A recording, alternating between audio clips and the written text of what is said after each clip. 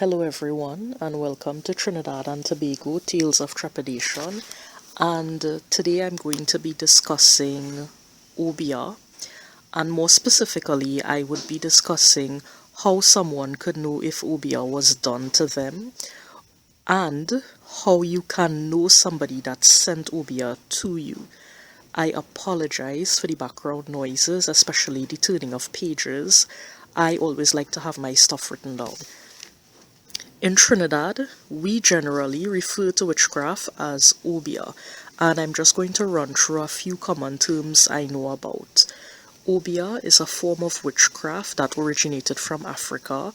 When our African ancestors came to Trinidad and Tobago, some of them brought the practice of Obeah with them. Malju or malju or najar is bad eye. If somebody looks at someone else and gets them sick, this is malju.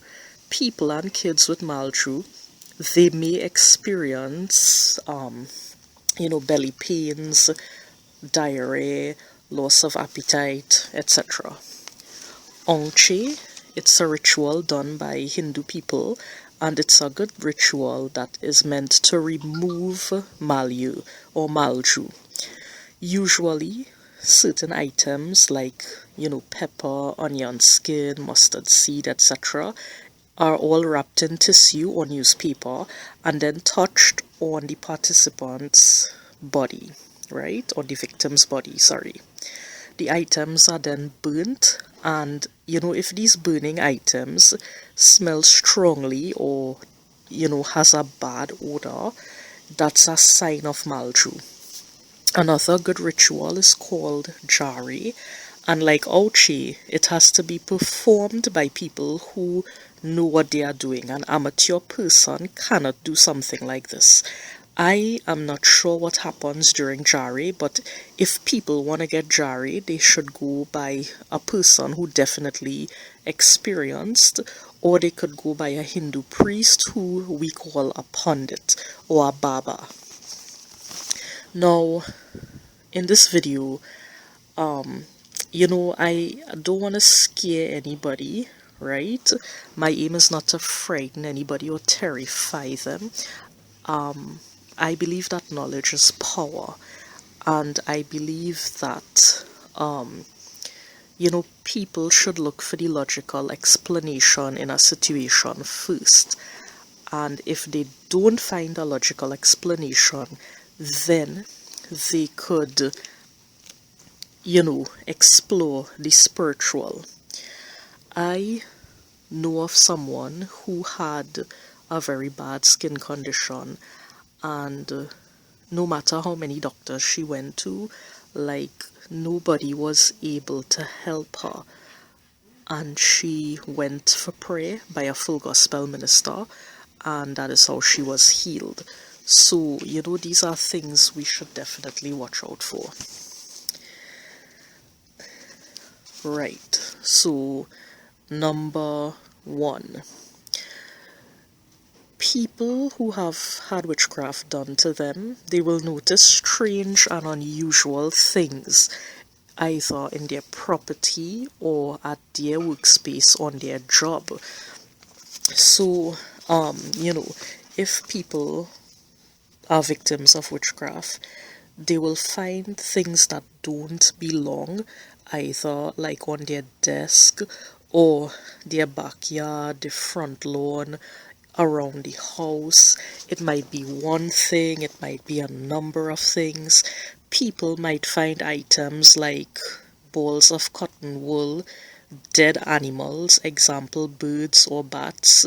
They may even find black feathers or like the head of a chicken. Some people find coins and dollars with vermilion or what we call sindoor, cemetery dirt as well. Some people might even find a candle burning on their front step or somewhere on their property that they didn't put there. So these items do not point to anything good happening, okay?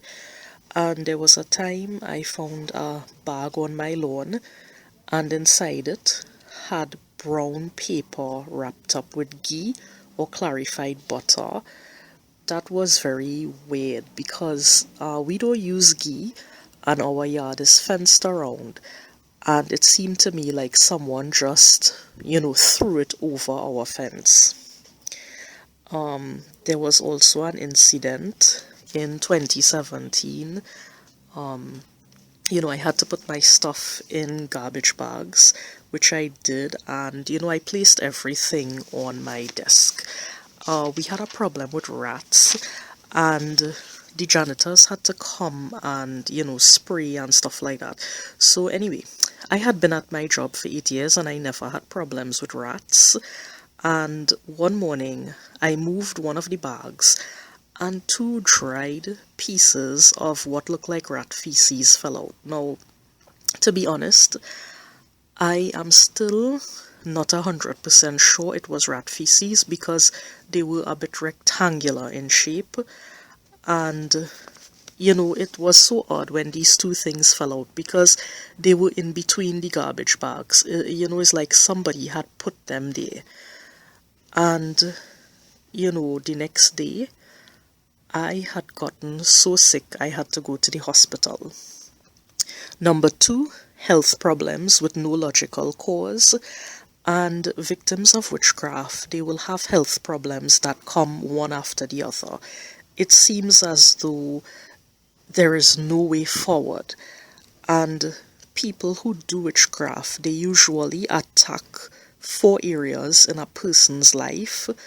And those 4 areas are health, finances, job, and relationships. The victim of a Obeah, they may be going to a lot of doctors and not finding a cause for their condition. They probably went for second, third, fourth, fifth, sixth opinions. Physically, everything is functioning. They've gone to specialists, right? Or the victim might be having health problems one after the other, and they have no way of explaining why they keep getting sick. And some conditions that are associated with witchcraft include hair thinning and dropping for no logical reason, chronic fatigue, even though someone is getting a lot of sleep, they still feel tired, chronic insomnia in some cases, very bad anxiety or anxiety attacks, trouble relaxing, trouble exercising, problems with weight loss, problems with weight gain, even a very bad body odor that has no logical explanation. All those things people need to look out for. Of the victim might be eating properly, drinking water and staying hydrated, doing everything they could to be healthy, but still getting very ill.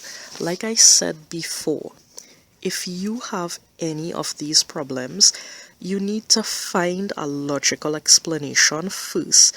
Go to the doctors, get different examinations and tests done, and you should leave no stone unturned. Always look for the logical explanation first. Number 3, financial problems.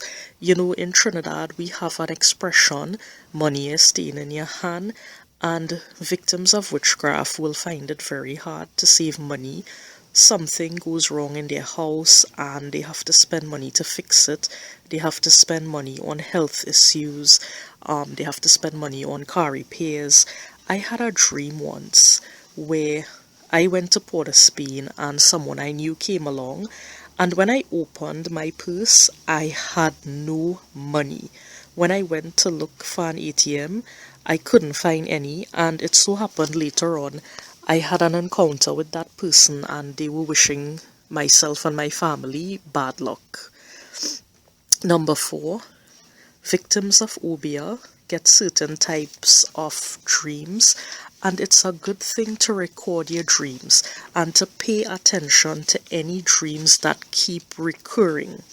Now, dreams come from your subconscious, but God can also minister to you in your dreams, and dreaming the same thing over and over can be an indication that something is happening.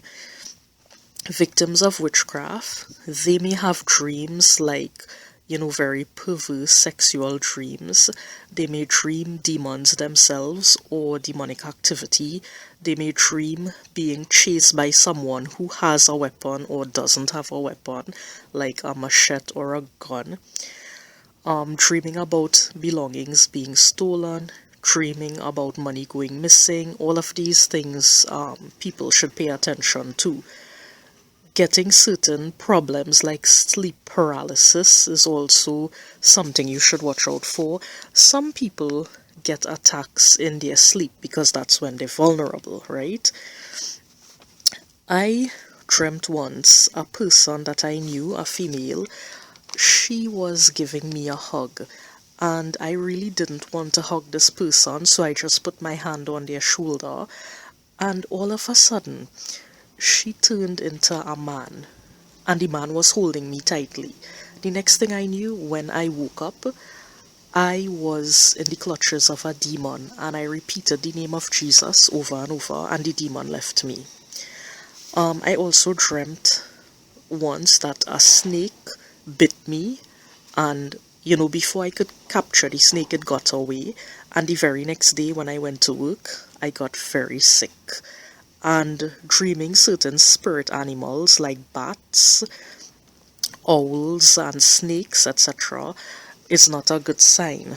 Now, I love animals, and I love bats, owls, and snakes, but in the spirit world, they mean something else. Now, in the natural world, animals are God's creation. They are not evil. They are not bad. An owl is not a bad animal. Neither is a snake or you know, or a bat.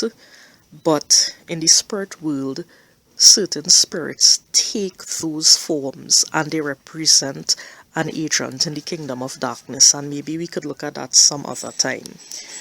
Number 5, victims of witchcraft may have relationship problems, and they may also lose favor with people they once got along with.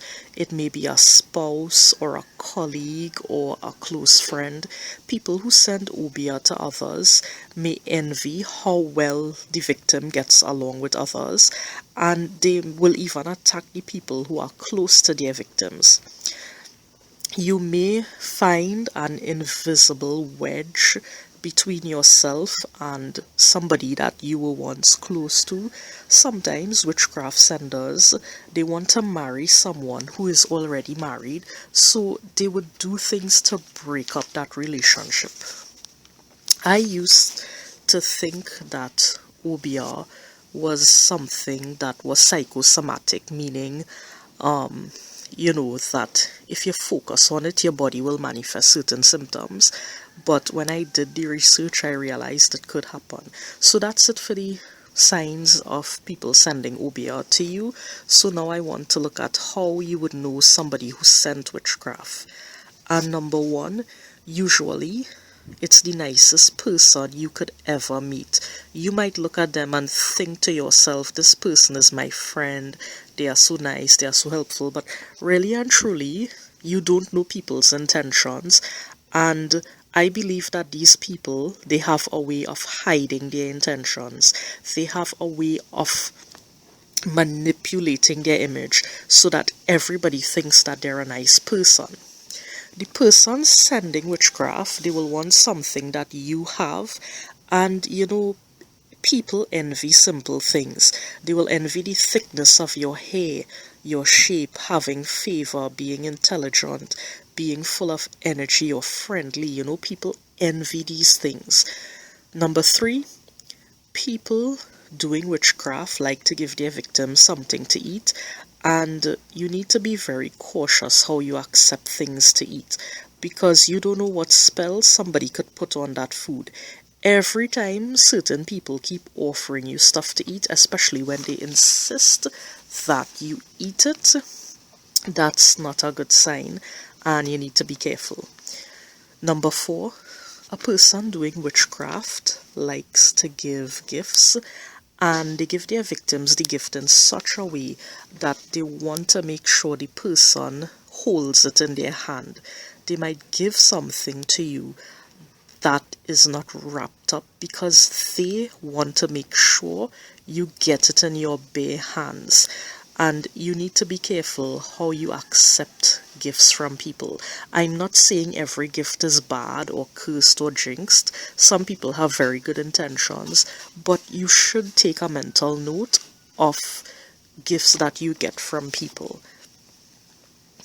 A person doing witchcraft usually has access to your home or your workspace, and be very careful who you allow into your homes. Please be careful who you allow near your stuff. I had an incident where I had this colleague who was going to my desk, and I had no knowledge of that until after. Number 6, a person doing witchcraft, they want to visit their victim's home and interact with the victim's spouse and kids. So you need to be careful who you let into your house, and you should also do cleansing rituals in your house to get rid of negative energy and anything negative that people would have brought in. I will do a separate session on house cleaning. Number 7, a person sending witchcraft is very, very deceitful. They lie a lot, and they put up a show because of course they have to hide their intentions, and they may even appear religious. Now some of them, you need to pay attention to what kind of symbols and pictures they like, because some people, they may actually associate with symbols that are affiliated with witchcraft, so you need to look out for that. Number 8, witchcraft senders, they target people who like the victim. So let's say on the job, a supervisor or a boss might like the victim, so the witchcraft sender, they will try to turn people like that against the victim. Now if the person sending witchcraft works in the same place, they may want to get favor from the same boss or the same supervisor. And number 9, look out for women and men who behave like Jezebel from the Bible. These people, they are out to control others, and they will use witchcraft to do it. Someday I will do a video about the spirit of Jezebel, but you could always research it on your own. And I mean, everything I've said today, you could always go and do your own personal research. So I hope that what I had to say today was informative, and please be happy, be healthy, be careful, know who your friends and your enemies are, and God bless.